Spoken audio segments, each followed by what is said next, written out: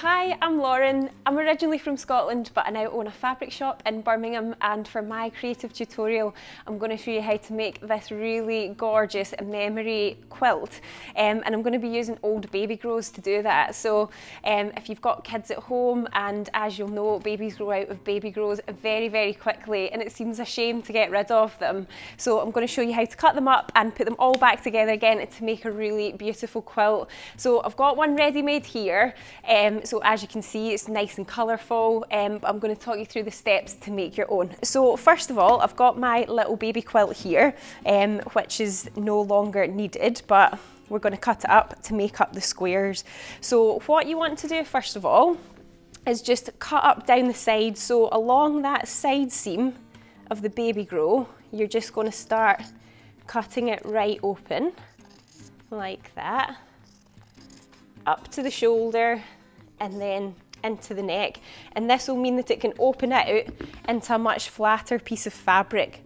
So because babygros are made out of stretchy fabric, before you actually cut your squares out, it's important to stabilise the fabric and make it a little bit firmer. And to do that, I'm going to use this special stuff here. So it is called fusible interfacing or iron-on interfacing, and it's got a special glue on the back. Once you iron it onto your babygro, it's going to stabilise the fabric and stop it from stretching. The squares that I cut out are going to be 5.5 inches big, but I've cut out my interfacing a little bit bigger than that. It's just so that once you've fixed the fabric in place, it's much more accurate to cut it down. So you want to just try and squeeze on as many squares as you can. Normally you can get at least one out the front, a couple out the back, and then one in the middle as well. Okay, so we've got them all ironed on, and then you're ready to cut out your squares. What to do is just get a template just out of paper, or I've got a bit of newspaper here. Just put that onto your square. So make sure you've got a little bit of that interfacing all the way around. Pin it onto the fabric. So to make a quilt that is 90 centimetres by a metre, you're going to need 56 squares, which for me worked out to be roughly about 11 or 12 babygros, but it will just depend on what size they are. Also just depends on how many different designs you want in it as well. Okay, so then I've got my square, and as you'll see, it makes the fabric much more stable. It means that it can't stretch anymore, so it's much easier to then sew it together. So once you've got all your squares, then you have to lay them all out in a grid. It's going to be a 7 by 8 square grid that you're going to lay out, and you can sort of mix all the patterns up until you get all sort of design and colours that you're happy with. Squeeze that one on at the end, and then so once you've got your grid, you then want to join them up into rows. So that's what I've done with this one already. I've sewn it so that it's like a row of squares, so that's what I have to do with this one now. On my sewing machine, I'm going to use a special foot that is called a 1/4 inch foot, and this is specific for quilting, and allows you to use a really narrow seam allowance. If you don't have a foot like this for your machine, don't worry, you'll still be able to do it with a regular foot as well. This just makes it a little bit easier. And then I'm going to take my stack of squares and start putting them together. So you take the first two like that, and you're going to put them facing each other, so you're hiding the pattern on the inside, and we're just going to sew straight down that one side.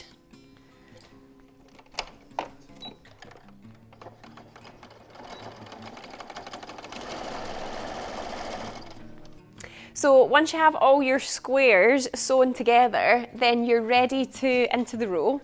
Then you're ready to start sewing the rows together. Put your two bits together, again right sides facing, so you're putting the pattern side of the fabric together, and then just make sure that your seam allowances just match up there, and you can pop a little pin in it as well just to make sure that they stay lined up. And then you're just going to be sewing all the way straight along here. All right, so same seam allowance again, you're going to be using 1/4 inch.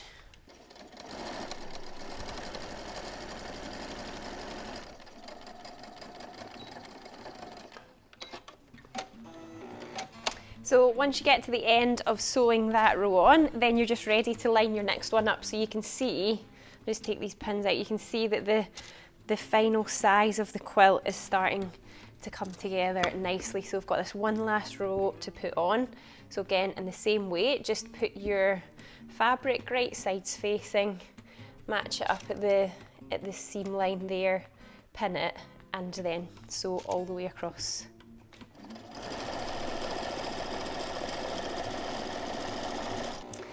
Okay, so once you've finished sewing all of your rows together, you're then going to have your finished quilt front, and then it's time to turn it into an actual quilt. Now, just to make it sit a little bit flatter on all of the seams that you've sewn, it's a good idea just to give it a little bit of an iron again, just to make the seams sit flat. Don't worry too much about getting it accurate, it's just as long as it's a little bit flatter than it was before. Now that my quilt front is all nice and flat and pressed, then it's time to layer it up. So you're going to need a piece of backing fabric here, and the backing fabric needs to be a bit bigger than your main front quilt, because what we're going to do is bring some of that backing fabric up and round the sides to create an edging all the way round. You need your backing fabric, and then you also need some wadding as well. So this is just regular wadding fabric, it's polyester, you can get cotton ones as well. And it's important, so that you've not got any creases in your backing fabric, just give it a quick iron before you lay it out. Okay, so that backing fabric is going to get laid out onto the table with the wrong side of the fabric facing up. So you've got the pattern side facing down.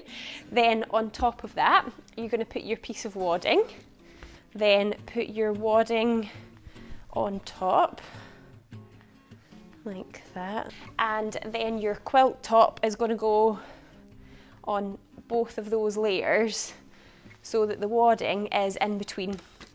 And what you have to do now is attach all of these layers together. So you can do that with either just pins, or you can use safety pins as well. The other thing that you can use, some spray adhesive, which is suitable for working with fabrics. So it's not just like a spray mount, it's a special one for fabric. Just spray that lightly, like so, and then just smooth your wadding on top and make sure it's nice and flat. So we're just going to spray again, a little bit like that, and then we put our quilt top on top of it as well. And we want to make sure that we've got a bit of extra fabric and a bit of extra wadding all the way around. Now, you don't need to worry about being too precise at the moment. If you make sure the wadding is roughly about 5 centimetres bigger and the fabric is roughly about 10 centimetres bigger, but again, don't worry about being too precise, we're going to cut that down later anyway. What tends to happen is once you start sewing all of these together, things can move. So it's a good idea just to have more than what you need. So once you've got it all smoothed out and all of the layers are together, either with the spray adhesive or with pins or safety pins, then it's time to sew them together. So I'm going to put a special foot on my machine again. It's called a walking foot. And what this does is it just helps to grip the fabric to feed it through the machine. So it's useful when you've got a lot of layers to sew through, like in this quilt. If you don't have one of these, you'll probably still be able to manage it, but you maybe have to sort of push all the layers through the machine a little bit more. What I'm going to do is start sewing, but I'm going to sew directly on top of the seam line. So I'm going to sew in between all of these squares. It's good to start in the middle and then work your way out, just so that any fabric slipping around can sort of be pushed to the edges. Okay, so to fit it underneath the sewing machine, what you can do is just sort of roll it up a little bit like this so that you can feed it through, okay? So as you can see with the walking foot, the machine's just able to grip onto all the layers of fabric a lot easier. Okay, so from the front of the quilt, you're not really going to see your line of stitching at all. It will just sort of blend into the fabric. So once you've repeated that on all of the seams, on the whole grid of the front of the quilt, then you're left with this sort of crisscross grid effect on the back of the fabric. And what I did just to finish it off was then go around the whole outside edge of the quilt, just so that it completed my squares at the edge as well. So once you've got the layers all sewn together, it's time to trim the wadding and the backing fabric down. What we're going to do is mark it so that the wadding is going to be 3 centimetres bigger than our finished, than our quilt front. So you just want to mark that. You're going to do that all the way around and then trim it to size. So if I just do this little section just now to show you. So this is why it's always good to have more than what you need. So once that's cut to 3 centimetres, we want the backing fabric to then be 7.5 centimetres. Okay, so that gets trimmed down. You'd repeat the same on this side as well, and then you're ready to fold it over and over again, and then we're just going to be hand sewing it around the edge. So if I show you on the edge of my one that I've got here, and what I've done is at the corner, I've taken it back a little bit just so that you can see how it all sort of comes together. So I've pressed this edge here, so I've turned it under because you don't want a raw edge at the side of your quilt. You turn that under, fold it over your wadding, and then at the corner, you can just tuck it all in like so, so that you get a nice little sort of triangle pointy bit at the corner, and then you're just going to be hand sewing that closed. So you just need regular needle and a thread, and you're going to be using a ladder stitch to sew it together so that you don't end up seeing it. And then that is you just finishing off your quilt. As you can see in the one I've made here, it's a really nice way to make use of little features that you might get in some of the baby clothes that you're using as well. So it might be a little pocket like this one here, you can incorporate that in as well, or it might be like a little mouse like I've got on this one here. You saw in the boys version I've got a little car, and they were just all part of the clothes already, so it's a really nice way just to make use of those features.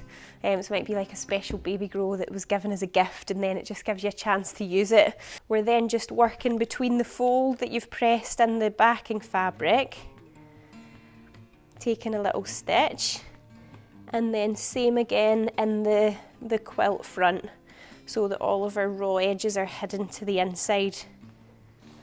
Okay, so you're taking a stitch in the quilt front there, just a little bit in from the edge of the fabric, then a bit of a stitch in the fold.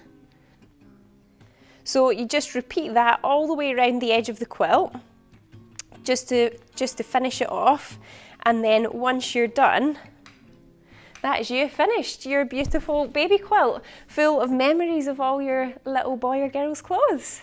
So thanks for watching, and I hope it's inspired you to give it a go.